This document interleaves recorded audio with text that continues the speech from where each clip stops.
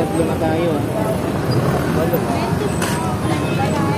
Sinubukan nga pala namin yung iba't ibang street foods dito sa May Kogyo, Antipolo, Rizal. At yung bumungad nga sa akin dito, itong 12 pesos na donut. Meron itong tatlong flavor at talagang mabenta sa mga tao dito. Natry na nga to ni Maynard nung isang beses na bumaba siya dito. At sabi niya itry daw namin pag magkasama na kami. Kaya naman pala paulit-ulit niya sinasabi na tikman daw namin to kasi napakasarap naman pala talaga. Ang lambot ng donut at hindi ka titipirin sa palaman. Ano chocolate to? Dito.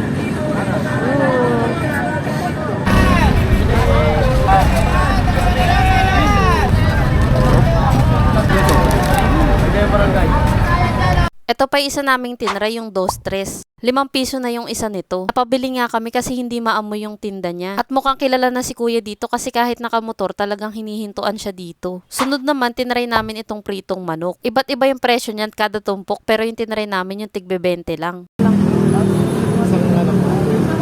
Kadalasan yung partner talaga na sausawan ng ganitong pritong manok, suka. Napakasarap din talaga ng ganitong combination. Nasaktuhan din namin na bagong prito pa yung mga manok. Kaya talagang napakainit pa nito nung kinain namin.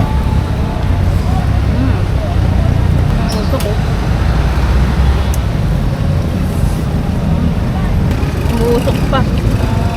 Inat.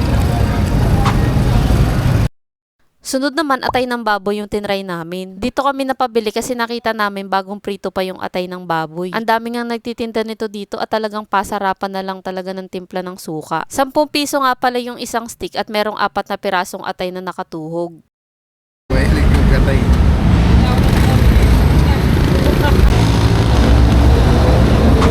Hindi lang puro street foods yung available dito. At tingnan nyo nga, nakabili pa ako ng case halagang 50 pesos. Ang dami nga nilang mga case dito. Buti na lang meron din sila nitong case ng Poco X3. Marami pa nga kayong pwedeng mabili dito. Merong mga iba't ibang style ng damit, accessories, sapatos, electronics, at mga shorts. Maraming mga nagtitinda dito kasi babaan talaga tong area na to. Sa madalas bumaba dito sa Kogyo Gate 2. Ano yung mga paborito nyong kinakainan dito? Pakilagay naman sa comment section para yun naman yung itatry namin sa susunod. Siya nga pala guys, nag-iikot-ikot kami sa mga pasyalan, kainan, na sulit dayuhin. Kaya para updated pa kayo sa mga papupuntahan namin, huwag niyong kalimutang i-follow ang aking mga social media accounts. Yun lang, maraming salamat sa panonood. Bye!